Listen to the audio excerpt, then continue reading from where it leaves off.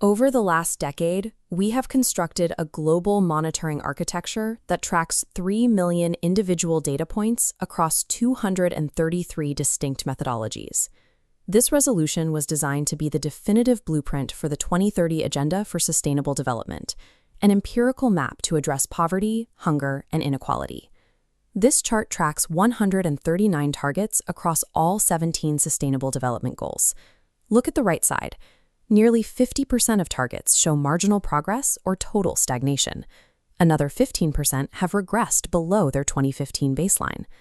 The physical failure to meet these goals is being compounded by a secondary crisis, the erosion of our ability to measure reality. Funding for statistical offices is disappearing, while missing data is increasingly replaced by algorithmic interpolation. Trillions of dollars in global development aid rely on this infrastructure. Without an accurate map, those resources are moving into an escalating crisis without clear direction. We can see this in the specific failures of Goals 1 and 2, no poverty and zero hunger. Global extreme poverty remains practically immobilized.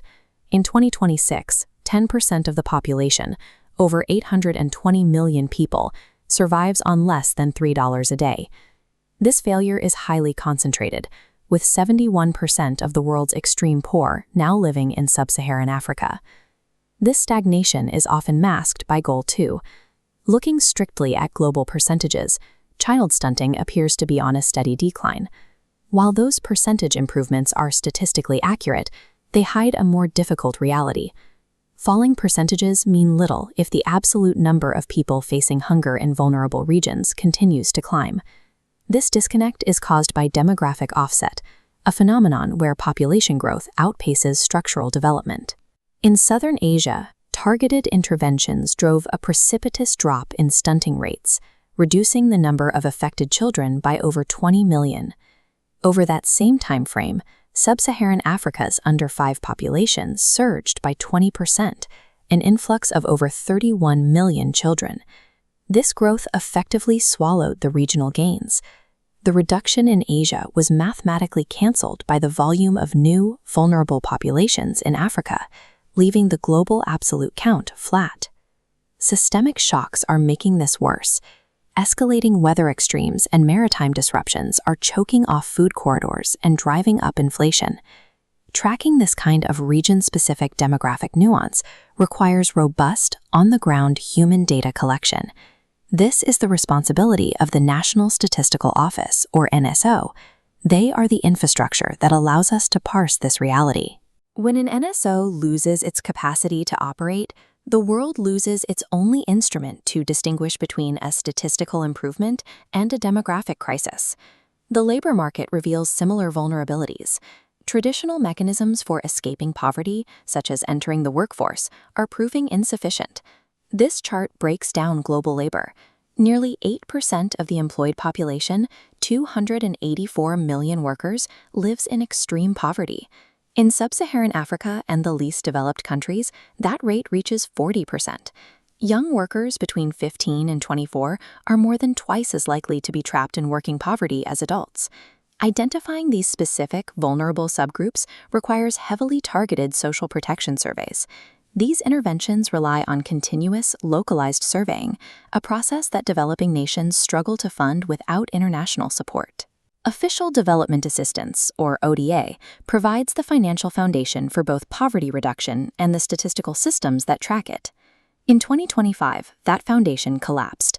ODA funding dropped by 23.1%. This decline erased nearly a decade of institutional progress, returning global poverty reduction grants to their 2015 baseline levels. The collateral damage was immediate. National statistical offices saw their core budgets slashed, forcing many to abandon household surveys and census data programs. This results in a loss of verifiable reality in the regions where extreme poverty is most concentrated.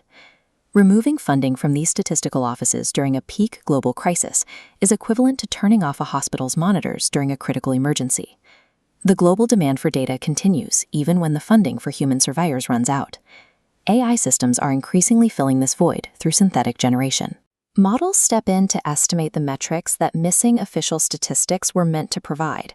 When data is absent, AI systems use extrapolation. The algorithm overrides the missing localized data with interpolation, guessing the status of unmapped populations based on outdated or external inputs.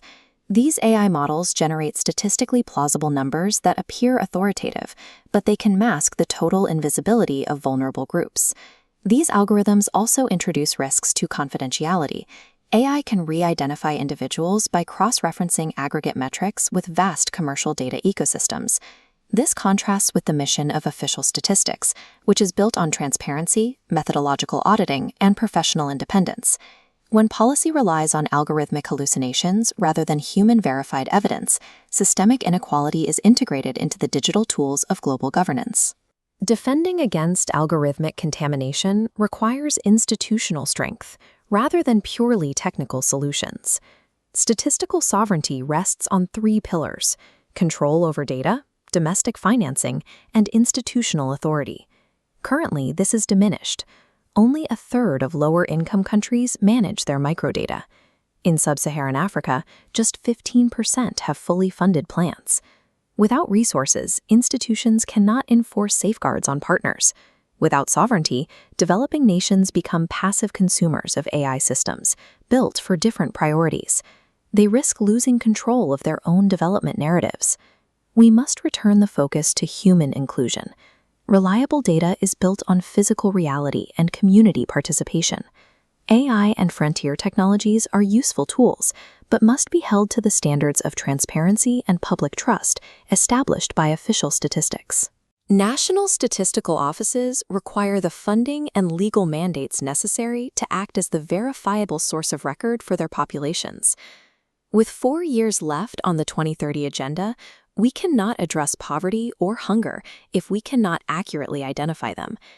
Data provides the structural foundation for truth, regardless of the technology used to generate it.